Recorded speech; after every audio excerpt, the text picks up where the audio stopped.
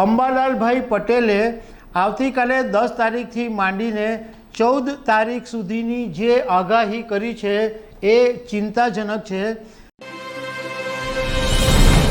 નમસ્કાર દર્શક મિત્રો, ગુજરાતના હવામાનના જાણકાર અંબાલાલભાઈ પટેલે આવતીકાલે 10 તારીખથી માંડીને 14 તારીખ સુધીની જે આગાહી કરી છે એ ચિંતાજનક છે, તમારે સાચવવું પડે એવું છે। તો આ અંબાલાલ પટેલે શું આગાહી કરી છે એના વિશે હું તમારી સાથે વાત કરીશ। મારું નામ રાજેશ શાહ છે અને તમે જોઈ રહ્યા છો ખબરછે.com।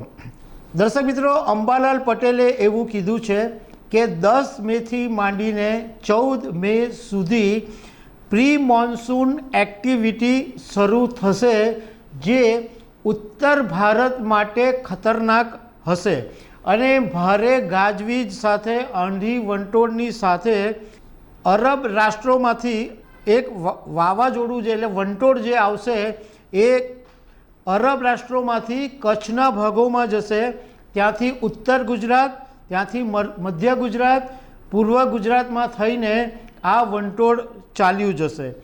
આ 10થી 14માં 4 દિવસની અંદર ગુજરાતના ઘણા બધા વિસ્તારોની અંદર વરસાદ એવો પડશે કે કાચા મકાનના પતરા પણ ઉડી જાય એટલો જોરથી પવન ફૂંકાશે એવું અંબાલાલ પટેલનું કહેવું છે।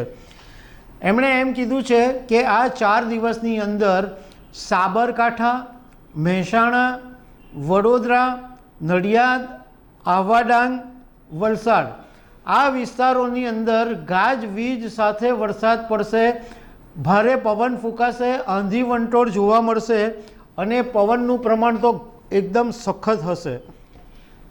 એ પછી 20 મેના દિવસે ફરી હવામાનમાં પલટો આવશે અને લોકોએ ગરમી સહન કરવી પડશે।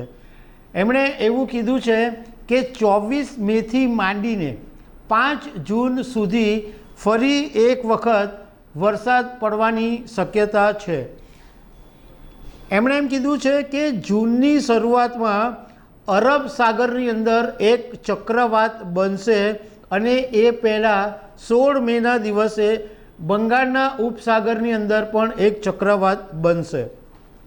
16 થી 22 મેમાં અંદામાન નિકોબારની અંદર સત્તાવાર ચોમાસું બેસી જશે અને અંબાલાલ પટેલનું કહેવું છે કે આ વખતે કેરળની અંદર વહેલું ચોમાસું શરૂ થશે। આપણે ભારતની અંદર એમ કહેવાય છે કે ચોમાસાની શરૂઆત કેરળથી થાય છે અને એ પછી બીજા રાજ્યોની અંદર ચોમાસાની શરૂઆત થતી હોય છે।